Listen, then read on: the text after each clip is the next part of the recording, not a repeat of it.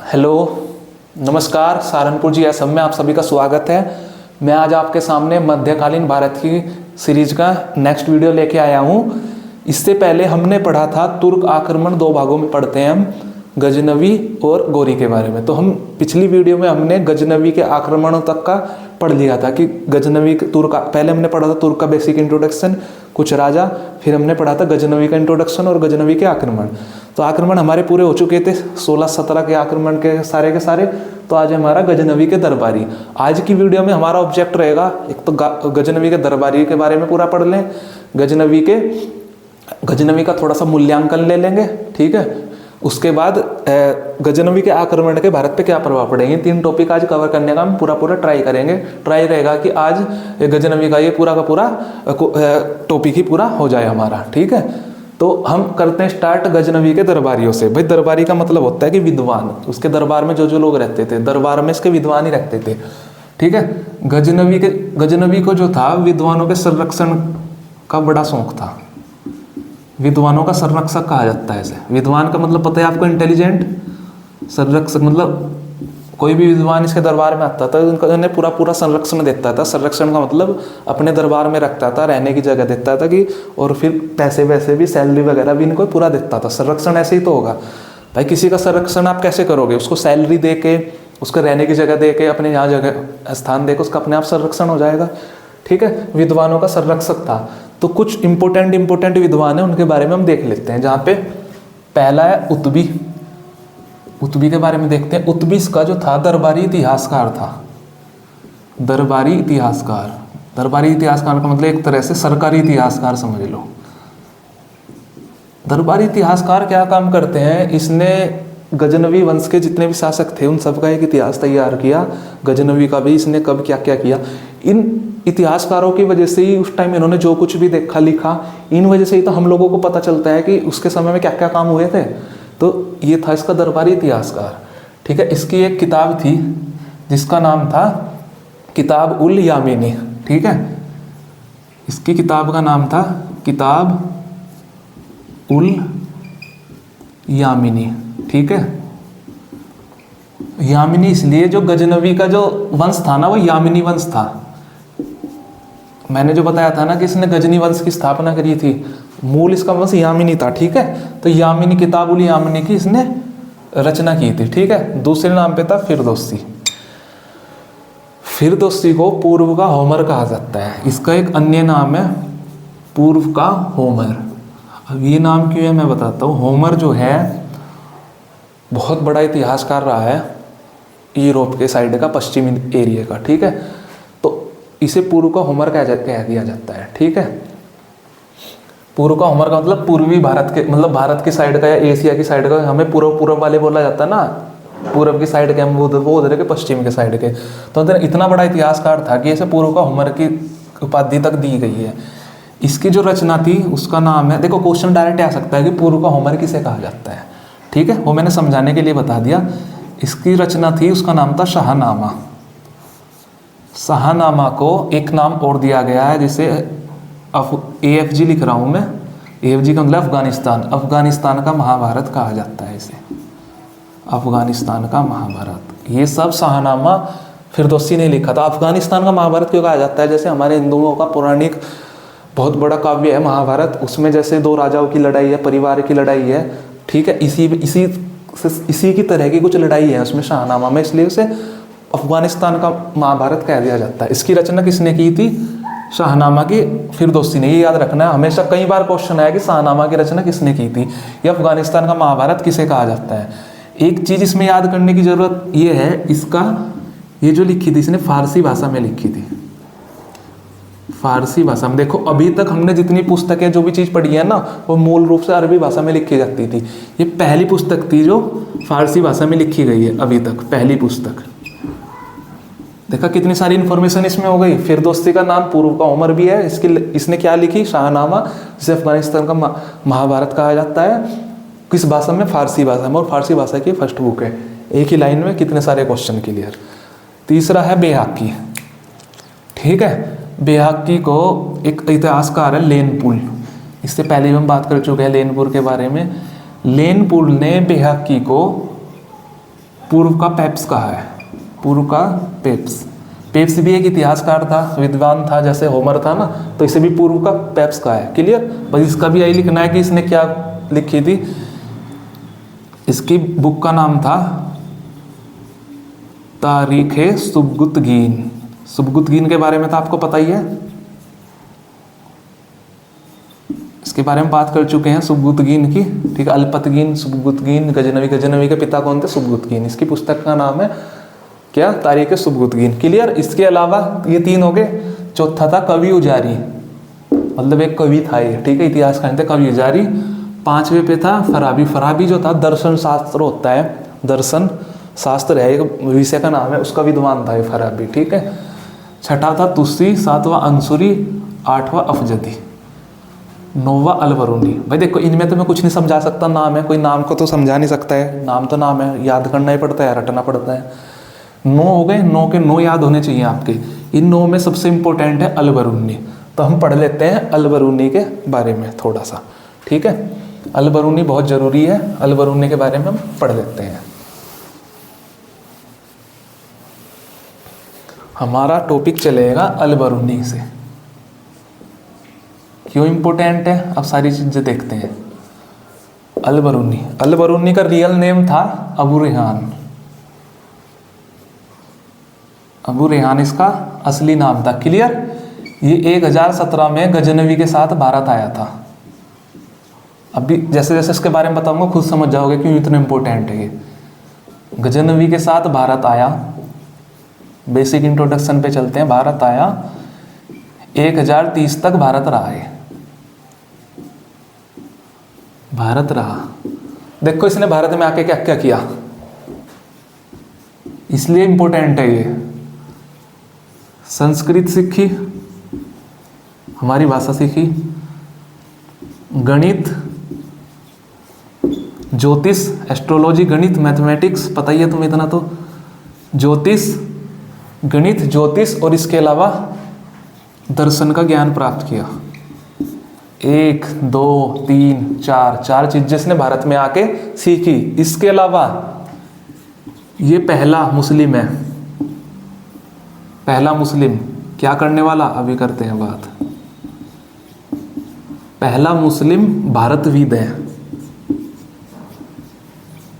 एक एक चीज बताऊंगा। पहला मुस्लिम भारतविद और पहला मुस्लिम ही है पुराणों का अध्ययन करने वाला।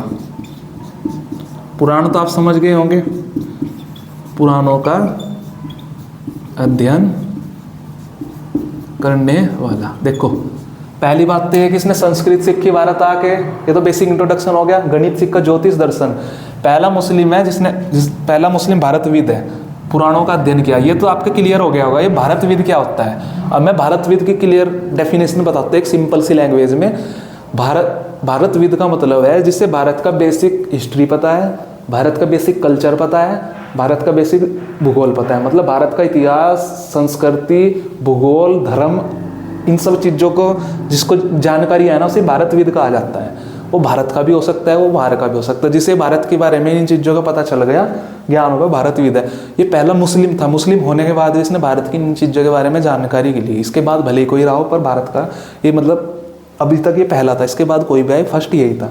और फर्स्ट ये था जिसने पुराणों का अध्ययन किया, इसने पुराणों का भी अध्ययन किया।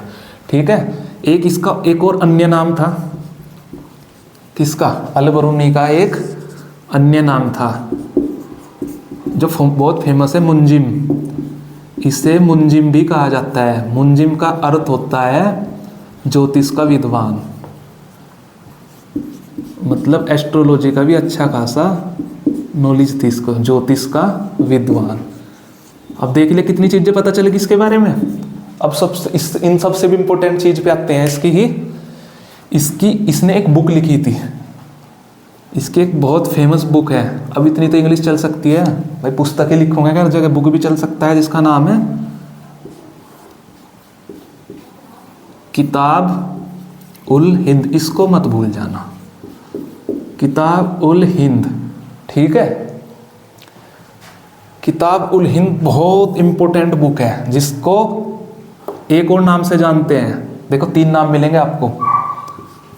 दूसरा नाम है इसका तहकी, ज़्यादातर ये नाम मिलेगा आपको, सबसे ज़्यादा ये नाम मिलेगा तहकीकाते हिंद, एक नाम ये मिलेगा। इसके अलावा एक नाम ये मिलेगा इसका मीन मकाला, मीन मकाला। कितने नाम हो गए? 1 2 3, ये तीनों बुक एक ही है, एक ही बुक के 3 नाम है, किताबुल हिंद, तहकीकात हिंद, मीन मकाला। सबसे ज़्यादा नाम ये मिलेगा, बट आपको ये भी पता होना चाहिए वो इन नामों से कंफ्यूज कर सकता है। इसकी सबसे फेमस बुक थी जिसने ये लिखी थी इसने। इस बुक में था क्या, इसने 11वीं सदी के, मतलब 11वीं सदी में ही आया था ये, 1030 में आया था, 11वीं सदी हो गई है। एक चीज़ तो मैं सदी के बारे में बता देता हूँ। मान लो सन चल रहा है ये 800 से लेके 899 तक, जो भी सन है 800 से लेके 800 से 899 तक कुछ भी सन हो सकता है, इसको बोलते हैं 9वीं सदी। अगर 900 है, 900 से चल रहा है तो उसको बोलते हैं 10वीं सदी। आप सोच रहे होंगे यहाँ पे 8 से 8वीं सदी क्यों नहीं होती है, 9वीं है तो 10वीं सदी क्यों होगी है, 9वीं सदी क्यों नहीं है, 1000 है तो 1000वीं सदी की, 10वीं सदी क्यों नहीं है, 11वीं सदी। देखो सदी का मतलब तो पहले समझ लो क्या है। सदी का मतलब होता है 100 वर्ष, इसलिए इसको सदी बोल रहा है। सदी 100 वर्ष या शताब्दी 100 वर्ष की होती है एक। सपोज 800 है, आपके हिसाब 8 सदी, आपके हिसाब से 8 सदी होनी चाहिए ना, 8 सदी, यानी कि 800 पूरे हो चुके हैं, 8 + 100 तभी तो 800 है ना, ये 8वीं सदी है। देखो क्या है कि अगर 800 से ऊपर हम जाएंगे, वैसे मैं कह दूँ कोई 808 ईस्वी में आया तो ये कौन सी सदी होगी, ये 8वीं सदी नहीं, ये 9वीं सदी होगी। 9वीं सदी क्यों, मैं बताता हूँ भाई। 800 तक ही तो 8 सदी थी, 8 सदी तो पूरी हो चुकी है। जैसे ही 800 पूरी हुई, 801 आया, 801 आते ही 9वीं सदी स्टार्ट हो गई, 9वीं सदी। सपोज ऐसे मान लो जैसे तुम्हारा बर्थडे है, तुम आज 22 साल के पूरे हो गए, सपोज 22 साल एज पूरी हो चुकी है आपकी। अब अगर आपसे कोई पूछे कि आपकी एज कितनी है, तो आप कहोगे कि 22 साल कंप्लीट हो गई, 22 साल का हूँ। और आपसे पूछे कि आप कौन से ईयर में चल रहे हो, कौन से साल में चल रहे हो, तब आप 22 साल नहीं कहोगे, आप क्या बोलते हैं, मैं 23वें साल में चल रहा हूँ, मतलब 23वें साल में मैंने एंट्री कर ली है, पर मेरी एज 22 साल हो गई है। ऐसे यहाँ पे 801 आने पे 8 सदी पूरी होगी, पर 9वीं सदी स्टार्ट हो चुकी है। ऐसे यहाँ पे 1017 का मतलब 10 सदी पूरी हो चुकी है, 11वीं सदी में एंट्री हो चुकी है। तो इसकी बुक को क्या कहा जाता है, ये तो क्लियर हो गया ना, बिल्कुल बेसिक चीज़ भी मैंने क्लियर कर दी। इसको 11वीं सदी के भारत का दर्पण कहा जाता है। 11वीं सदी तो समझ गए ना, 1017 में आया तो 11वीं सदी, 10 सदी पूरी हो चुकी 11वीं सदी का दर्पण। दर्पण का मतलब पता है, मिरर होता है, मिरर मतलब शीशा, दर्पण कहा जाता है इस बुक को, जिसके 3 नाम है। क्या नाम है, किताबुल हिंद, तहकीकात हिंद, मीन मकाला। इसको 11वीं सदी का दर्पण क्यों कहा जाता है, मिरर क्यों कहा जाता है, शीशा क्यों कहा जाता है। शीशा हमें क्या करता है, शीशा हमें हमारा चेहरा दिखाता है, जैसे कह देते हैं कि औकात दिखा देता है, ये हमारा शीशा हमारा चेहरा दिखा देता है। तो दर्पण का मतलब इसने 11वीं सदी के भारत के बारे में बता दिया कि 11वीं सदी में भारत कैसा था। क्लियर, 11वीं सदी के भारत के बारे में बताया इसने, क्योंकि यह भारत आया, इसने लिखा कि कैसा भारत था, भारत विविध था, भारत का भूगोल, भारत का इतिहास, भारत की संस्कृति के बारे में पढ़ा, भारत के पुराणों का अध्ययन किया, लगभग सब कुछ जान लिया था। तो इसने एक चीज़ और याद रखना इसमें, भारतीयों का, भारत का नहीं, तो भारत और भारतीयों का मतलब भारत देश है, भारतीय मतलब यहाँ के रहने वाले। जैसे मैं कह दूँ किसी भी जगह के नाम लूँ मैं, जैसे मैं कहूँ, मतलब मैं पर्सनली नहीं कह रहा, एक एग्जाम्पल से बता रहा हूँ। जैसे मैं कह दूँ कि यार मैं वहाँ पे गया था, मैं दिल्ली में गया, दिल्ली में ना शहर तो अच्छा है पर दिल्ली वाले अच्छे नहीं है। मैं मतलब किसी को ऑफेंड नहीं कर रहा हूँ, बात कह रहा हूँ, दिल्ली शहर अच्छा है, दिल्ली वाले अच्छे नहीं है। इसका क्या मतलब हुआ, दिल्ली के जो लोग हैं वो अच्छे नहीं, दिल्ली शहर अच्छा है। दिल्ली शहर कैसे अच्छा है, दिल्ली शहर की सड़कें अच्छी हैं, ठीक है, दिल्ली शहर के जो बिल्डिंग्स हैं वो अच्छी हैं, ठीक है, दिल्ली में मेट्रो जो है वो बहुत अच्छी है, पर जो वहाँ के लोग हैं रहने वाले उनका बिहेवियर अच्छा नहीं है। ऐसे कि दिल्ली वाले अच्छे नहीं पर दिल्ली शहर अच्छा है, ठीक है, ऐसे समझाने की कोशिश कर रहा हूँ मैं आपको। इसने 9वीं सदी के, मैं 9वीं सदी कह रहा हूँ मैं, इसने जो 11वीं सदी के भारत का दर्पण कहा ना इसकी बुक को, इसने उस समय के भारतीयों का आलोचनात्मक वर्णन किया। इस बुक में आलोचनात्मक वर्णन, ठीक है, बताता तो भी आलोचनात्मक भी क्या होता है। आलोचनात्मक वर्णन किया। वर्णन है इसमें किसका? भारतीयों का। भारत का नहीं, भारतीयों का। भारत तो ठीक लगा से, यहाँ के लोग, यहाँ के राजा, ये जो भी इसने यहाँ पे देखा। आलोचनात्मक का होता था आलोचना से भरा हुआ। आलोचना का मतलब किसी को क्रिटिसाइज करना, मतलब कमियां निकालना। यहाँ पे आगे इसने इनकी कमियां निकाल ली लोगों की, यहाँ के लोगों में क्या कमी थी, इतना याद रखो। इसके बाद मेन चीज इसमें क्या याद करने की है, ये जो बुक है अरबी भाषा में लिखी गई थी, अरबी भाषा में। सिर्फ अब तक एक चीज़ है ये यहाँ पे जो फारसी भाषा में आई, मैंने पहले बताया था, जो शाहनामा है फिरदौसी का लिखा हुआ शाहनामा, वो फारसी भाषा में, ये भी अरबी भाषा में थी। अब इसके कुछ ट्रांसलेशन हुए थे इंग्लिश में, हिंदी में। जब भाई 11वीं सदी के भारत का है तो हिंदी में भी करेंगे, इंग्लिश में, हिंदी में, उर्दू में और बांग्ला भाषा में। बांग्ला में 1 2 मूल भाषा क्या थी इसकी? अरबी। 4 भाषाओं में इसका ट्रांसलेशन किया है। हमें इसमें ये याद रखना है कि किसने इसका ट्रांसलेशन किस भाषा में किया था। पहले इंग्लिश है, इंग्लिश में किसी अंग्रेज ने किया था, एडवर्ड सी सचाऊ। सी कॉमन शॉर्ट कर लिया है जिससे याद रहे, एडवर्ड सी सचाऊ। हिंदी में किया था रजनीकांत, मूवी वाले रजनीकांत नहीं, रजनीकांत शर्मा व कांताराम ने। कांताराम ने, अगर क्लियर नहीं दिखाई दे रहा हो इसलिए मैं बोल भी रहा हूँ। उर्दू में किया था, देखो पहले देखो, इंग्लिश में किया एडवर्ड सचाऊ ने, हिंदी में किया रजनीकांत शर्मा ने। उर्दू और बांग्ला भाषा बची अभी। उर्दू में किया था सैयद असगर ने, ठीक है। उर्दू में किया किसने? सैयद असगर ने। और बांग्ला भाषा में किया था हबीबुल्ला ने। हबीबुल्ला याद रख लेना, इतना काफ़ी है। देखो क्वेश्चन देखो इसमें कैसे आ सकते हैं। क्वेश्चन आ सकते हैं कि ये जो किताबुल हिंद तहकीकात हिंद या मीन मकाला नाम से ही इसकी मूल भाषा क्या थी? क्या थी? अरबी, ठीक है। मूल भाषा अरबी। इसको इंग्लिश में किसने ट्रांसलेट किया वो आ सकता है, हिंदी में किसने किया वो आ सकता है, उर्दू में किसने किया वो आ सकता है, बांग्ला में किसने किया वो आ सकता है। क्लियर? इतना क्लियर हो गया। ये इसके बारे में अलबरून, अब समझ में आ गया कि ये अलबरूनी क्यों इतना इंपॉर्टेंट था, ठीक है। एक चीज़ और देख लो इस अलबरूनी के बारे में ही, इसने भारत में ना उस टाइम बहुत सारी वर्णमाला थी, बहुत सारी वर्णमालाओं का, वर्णमाला जानते हैं ना, अल्फ़ाबेट्स। जैसे अंग्रेजी की वर्णमाला है ABCD, ए से लेके जेड तक। हिंदी की वर्णमाला है ए आ छोटी बड़ी ऐसे लेके फिर क ख ग से अज्ञ तक। ऐसी हर एक लैंग्वेज की वर्णमाला होती है। इसने भारत की बहुत सारी वर्णमालाओं के बारे में ज्ञान दिया है, जिसमें बताया है कि भारत में बहुत सारी वर्णमालाएं थी, जिनमें सबसे फेमस रही है सिद्धि मातृका। अब हमें ये नहीं जानना है कि सिद्धि मातृका कैसी लैंग्वेज, कौन सी वर्णमाला है, किस भाषा की है। हम सिर्फ इतिहास की बात कर रहे हैं कॉम्पिटेटिव एग्जाम के हिसाब से, हम कोई रिसर्च नहीं मार रहे हैं इस पर, ठीक है। याद रखने की वर्णमाला का बहुत सारी वर्णमालाओं के बारे में बताया, जिसमें एक फेमस थी सिद्धि मातृका। क्लियर?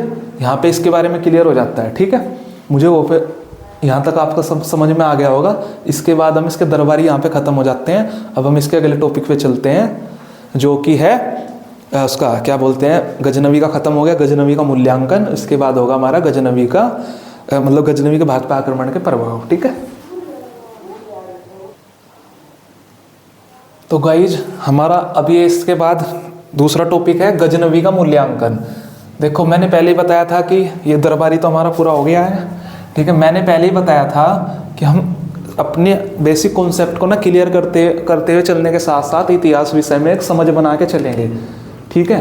क्योंकि हमें सिर्फ इतिहास रटना नहीं है, हमें समझ बना के आगे बढ़ना है, ठीक है। मैंने बताया था कि हम किसी भी राजा के आक्रमण के प्रभाव या फिर अगर जरूरी है तो उसका मूल्यांकन भी करेंगे। तो गजनवी ने इतना कुछ किया तो इसका मूल्यांकन करना बनता है। मूल्यांकन का मतलब हम देखेंगे इतना सारा काम करने के बाद वो अच्छा था या बुरा था, या क्या वो कितना वो अच्छा था, या अच्छाई उसकी क्या थी और बुराई उसकी क्या थी, उसके बारे में उसका मूल्यांकन करते हैं, ठीक है।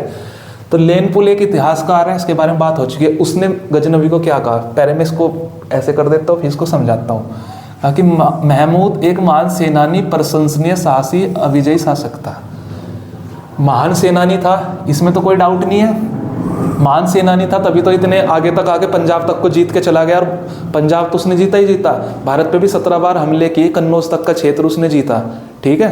फिर इतना सारे हमने इसका आक्रमण के बारे में पढ़ाई है, तो सेनानी तो था, प्रशंसनीय था, इस बात पे मैं कह सकता हूँ। देखो ये लेनपुल ने कहा है, ठीक है, हमारा मूल्यांकन नहीं है, लेनपुल इतिहासकार ने कहा है। पर प्रशंसनीय के बारे में मुझे थोड़ा डाउट है, क्योंकि अगर दूसरे मंदिरों को तोड़ रहा है, दूसरे धर्म के, और मूर्तियों को तोड़ के ले जा रहा है, मंदिरों को लूट रहा है, लोगों को लूट रहा है, उसमें प्रशंसनीय नहीं कह सकता। पर इसने कहा है ठीक है, साहसी था, इस बात को हम मान सकते हैं। इतने सारे युद्ध लड़े इसने, साहसी तो था ही। एविजय भी था, सिर्फ कालिंजर की लड़ाई के समय बुंदेलखंड के राजा विद्याधर चंदेल से ही तो हारा था, बाकी तो किसी से नहीं हारा ना। तो एविजय तो था, एविजय शासक था, क्लियर इतना। अब दूसरे मूल्यांकन में गजनी नए शासन के निर्माता एवं दूरदर्शी राजनीतिज्ञ नहीं था, ये इसकी कमी है। ये तो हमने पढ़ा इसका पॉजिटिव पॉइंट, ये है इसका निगेटिव पॉइंट, ठीक है। दोनों तरफ से करेंगे ना हम, पॉजिटिव निगेटिव, निष्पक्ष होके। कमी इसके अंदर ये थी, ये नए शासन का निर्माता। नए शासन का मतलब गजनवी ने, गजनी का एरिया तो बन ही गया है, भारत के एरिया में आया है। पंजाब भले ही जीत लिया, ठीक है, पंजाब के बाद कन्नौज तक के एरिया में आ गया था। कन्नौज जीतने का मतलब था वाराणसी तक का क्षेत्र इसके अंडर में आ सकता था, इसलिए अपना राज्य का निर्माण नहीं किया। इसलिए राज्य का निर्माता और दूरदर्शी राजनीतिज्ञ नहीं था। दूरदर्शी का मतलब जो दूर की सोच ले, आने वाले टाइम की सोच ले। इसके पास इतना अच्छा मौका था पूरे भारत को जीतने का, उस तरह का नहीं था। इसने क्या किया कि जीता, पैसे लुट्टे, वापस अपने भारत चला गया, सिर्फ पंजाब तक बढ़ाया आगे। चाहता तो पूरे भारत को जीत तो लिया था इसने, उत्तर भारत को चाहता तो उत्तर भारत को जीत के दक्षिण भी जीत सकता था, लेकिन इसने जीता, पैसे लिए, धन संपत्ति लुटी, जो भी लूट सकता था, सोने जवाहरात, और ये यहाँ से निकल लिया। इसलिए राज्य का निर्माता नहीं था, दूरदर्शी राजनीतिज्ञ नहीं था। इसके मामले में इससे लगभग 175 वर्ष बाद, जब 1175 में, हम इससे आगे पढ़ेंगे, मोहम्मद गोरी वो भारत में आएगा, वो लूट के भागेगा नहीं, वो यहाँ पे राज्य का निर्माण करेगा। ये इसकी कमी थी। हम ये नहीं सोचेंगे कि अच्छा है हमारे यहाँ पे राज नहीं किया, हम अपने फेवर में नहीं, हम एक निष्पक्ष रूप से, एक स्टूडेंट की तरह निष्पक्ष रूप से इसका वो कर रहे हैं मूल्यांकन, ठीक है। तीसरा इसकी विशेषता है, विशेषता मतलब बड़ा ही नहीं, विशेषता का मतलब एक स्पेशल पॉइंट जो इसने किया, हिंदू धर्म की मूर्तियों को तोड़ने वाला था, ये सारी बात हुई है, इसलिए इसे बुद्ध की स्वयं मूर्ति भंजक भी कहा जाता है। ये बात हम पहले ही कर चुके हैं, ठीक है। ये हमारे इसके मूल्यांकन हुए। अब आपको खुद आइडिया लगाना है, अच्छा था या बुरा था। मैंने आपको पॉइंट थोड़े से बता दिए, आप खुद से सोचना भी अच्छा, इसके मूल्यांकन में, ओवरऑल मूल्यांकन में से अच्छा कहा जाए या बुरा कहा जाए। मेरा काम है आपको गाइडेंस देना, एक रास्ता दिखाना, उसके बाद आप अपनी खुद की सोच खुद डेवलप करो, सोच के बताओ, और हो सके तो मुझे कमेंट करके बताना, ठीक है। तो अब हमारा लास्ट टॉपिक है गजनवी के आक्रमण के भारत पे प्रभाव। देखो हमारे पढ़ाने का तरीके में पहले बात हुई थी कि हम हर चीज़ का प्रभाव पढ़ेंगे। हमने सिंध का प्रभाव पढ़ा, क्या हुआ। अभी हम पढ़ेंगे गजनवी के आक्रमण का। तुर्क आक्रमण का इसलिए नहीं लिखा क्योंकि अभी तुर्क आक्रमण पूरा नहीं हुआ है। तुर्क आक्रमण होगा हमारा पूरा तब जब मोहम्मद गोरी का आक्रमण भी पूरा हो जाएगा, तो सम्मिलित रूप से हम पढ़ेंगे कि भारत में तुर्कों के आक्रमण से क्या प्रभाव पड़ा। अभी हम सिर्फ गजनवी का पढ़ेंगे, सिर्फ 3 पॉइंटों में इन शॉर्ट में करके पढ़ते हैं हम। देखो आपको पता ही है इसने किस क्षेत्र में आक्रमण किया था, पंजाब का एरिया, ठीक है, उत्तर पश्चिम क्षेत्र। इसके आक्रमण से पहला नुकसान क्या होता है कि जो भारत का उत्तर पश्चिम का क्षेत्र था ना, कौन सा क्षेत्र, उत्तर पश्चिम का क्षेत्र जो है, उत्तर है शॉर्ट में लिख दिया, पश्चिम क्षेत्र जो है असुरक्षित हो गया, इनसिक्योर हो गया, क्योंकि इसने अटैक किया, अपने राज्य में मिलाया, तो पहले सिक्योर था ना, असुरक्षित हो गया। इसने क्या किया, पीबी मतलब पंजाब, पहले समझ लेते हैं फिर लिख देंगे। वो एरिया, उस उत्तर पश्चिम एरिया पे अटैक किया इसने। अटैक करने से पहले वो सेफ था एरिया, वो अब सेफ नहीं रहा, क्लियर। दूसरे में इसने पंजाब में हिंदू शाही जैसे बड़े राज्य को और ताकतवर राजा को हराया। भले वो कई युद्धों में हारा, ताकतवर इसलिए, कई युद्ध हारने के बाद भी लगातार लड़ता रहा। जयपाल, उसके बाद उसका पुत्र आनंदपाल, फिर एक त्रिलोचन पाल 1019 तक, वो लड़ते रहे बराबर जितना, जब तक उनमें शक्ति थी, इसलिए वो ताकतवर कहे गए। ये नहीं कि एक बार में हार के काम खत्म। यह भीम फर्स्ट की तरह जो गुजरात पे आक्रमण हुआ, सोमनाथ मंदिर में अपनी राजधानी छोड़ के भाग गए, या प्रतिहार वंश का शासक वो राज्यपाल था जो कन्नौज छोड़ के भाग गया। ऐसा नहीं था, लड़े, लगातार लड़े, जब तक जोश था खुद लड़े, फिर अपने पुत्रों को लड़वाया, ठीक है। इसलिए शक्तिशाली राज्य पे जीत हासिल करी इसने। इस हासिल करने से क्या हुआ, पंजाब पे इनका एक तो इनका मतलब एरिया, इनका उस एरिया पे इनका अधिकार हो गया। दूसरा, जब वो एरिया इनका अपना बन गया तो उसके बाकी के जो जितने भी राजा थे या जो भी आक्रमणकारी या विदेशी, उनके लिए एक रास्ता खुल गया ना, कि भाई पहले वहाँ हिंदुस्तानी जैसा स्ट्रॉन्ग राजा था जो बार बार प्रतिकार कर, भले हारता था, लड़ता तो था भाई, हारा तो वही है जो लड़ाई नहीं भाई, लड़ता तो था, इतना ईजी नहीं था। अब उसे ही हटा दिया तो बाकियों के लिए एक रास्ता बन गया कि हम अब आराम से यहाँ से जा सकते हैं। बीच की दीवार ही हिंदुसाई वंश के नाम की जो दीवार थी पंजाब में, वो टूट चुकी है। फिर हम आगे देखेंगे मोहम्मद गोरी कितना इजीली आगे बढ़ता हुआ चला गया। क्या हुआ, पंजाब के हिंदुसाई वंश की समाप्ति हुई, जिसका रिजल्ट क्या निकला, दूसरे बाहरी लिखा जाएगा क्योंकि विदेश के थे, दूसरे बाहरी आक्रमणकारियों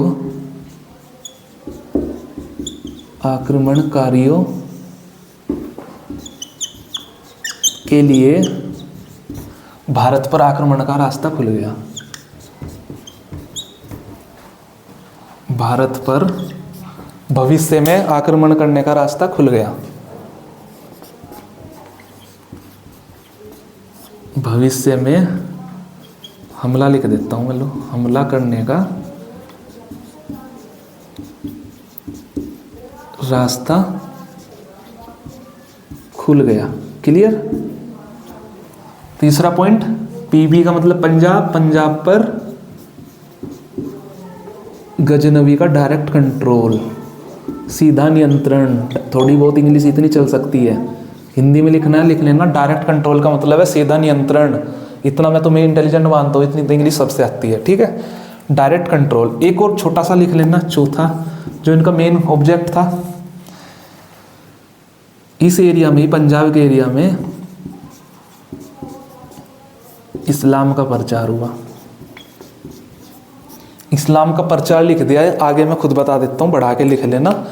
इस्लाम के प्रचार से यहाँ के लोगों को इस्लाम धर्म में परिवर्तन कराया गया। बहुत सारे लोग इस्लाम कबूल किया, जैसे सिंध के क्षेत्र में इस्लाम धर्म कबूल कर चुके थे, बहुत सारे लोगों ने इस्लाम धर्म यहाँ पे कबूल किया, जिससे क्या हुआ, इस्लामिक लोगों की नंबर्स ऑफ पॉपुलेशन बढ़ी, ठीक है। इससे क्या हुआ, इस्लाम धर्म की जड़ें मजबूत हुई। आगे जब मोहम्मद गोरी आक्रमण करेगा तो उसे बहुत सपोर्टिंग रोल मिला, मतलब इन लोगों का बहुत सपोर्टिव रोल मिला। क्लियर। ये प्रभाव भारत पे हुए। इसके बाद हमारा जो टॉपिक है वो है मोहम्मद गोरी का, ठीक। आज ये गजनवी की तीसरी वीडियो थी। मोहम्मद गोरी की वीडियो मैक्सिमम 2 वीडियो में कंप्लीट हो जाएगा। पहले में मोहम्मद गोरी का वही बेसिक इंट्रोडक्शन, मोहम्मद गोरी के अटैक कहाँ तक कैसे मैप के हेल्प से हम पूरा कंप्लीट समझेंगे उसको बहुत अच्छे ईजी वे में। उसके बाद फिर वही मोहम्मद गोरी का मूल्यांकन, उसके बाद कंप्लीट रूप से तुर्कों के भारत आक्रमण पे जो प्रभाव पड़ा ना भारत पे, तुर्कों का, वो कंप्लीट गजनवी से लेकर गोरी तक के आक्रमणों का भारत पे क्या प्रभाव पड़ा, वो हम कंप्लीट करेंगे अगली 2 वीडियो में। ये तुर्क आक्रमण भी कंप्लीट हमारा हो जाएगा। तो मुझे उम्मीद है आपको ये मेरी ये वाली भी वीडियो बहुत अच्छी लगी होगी। अगर आपको मेरी ये वीडियो अच्छी लग रही है तो आप अपने दोस्तों में शेयर करो, कमेंट करो, ठीक है। मुझे मोटिवेट करो। देखो, आप लोग सपोर्ट करोगे, कमेंट करोगे तो मुझे मोटिवेशन मिलेगा, या कोई भी सजेशन है, कोई भी फीडबैक है, वो देने के लिए कमेंट बॉक्स आपके लिए है। मैं उन पर ध्यान दूंगा और आगे उसमें इम्प्रूवमेंट करूंगा। तो मिलते हैं इसी सीरीज की नेक्स्ट वीडियो में। तब तक के लिए टेक केयर, पढ़ाई करिए अच्छे से।